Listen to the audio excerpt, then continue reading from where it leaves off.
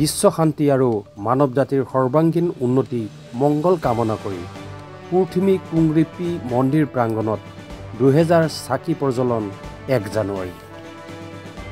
জাতি ধৰ্ম বৰ্ণ নিৰ্বিশেষে বিশ্বৰ সকলো সম্প্ৰদায়ৰ শান্তি আৰু সৰ্বাংগীন উন্নতি তথা মংগল কামনা কৰি সোমবাৰে ডিফুৰ নিকটৱৰ্তী ৰংচেকলামস্থিত পুৰথিমী কুংৰিপি মন্দিৰ প্ৰাংগণত তামোল পাণসহ 2000 চাকি প্ৰজ্বলন কৰা হয়।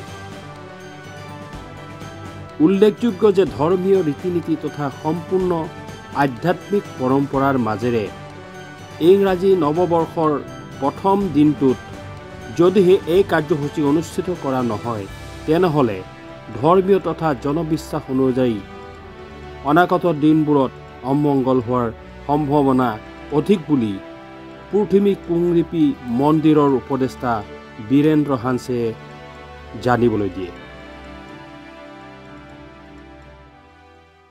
এবছৰ আগতে আমাৰ অৰ্থাৎ পুৰথিমী কুংৰিপিক মানে ধ্যানত পাইছিলে যে আমাৰ কাৰ্বি আংলঙৰ সকলো সমাজ সম্প্ৰদায় সকলো জাতি সকলো মানুহকে সমানে মানে সকলোৱে মানে মিলা প্ৰীতিভাৱে আমাৰ কাৰ্বি আংলঙত জীয়াই থাকিবলৈ হ'লে আমি এটা ডাঙৰ কাৰ্যক্ৰম এটা হাতত ল'ব লাগে। সেইটো ডাঙৰ কাৰ্যক্ৰম হৈছে আজিৰ ইয়াত মানে 2000টা চাকি জ্বলাব লাগে আৰু 2000টা বান্তা তামোলৰ বান্তা।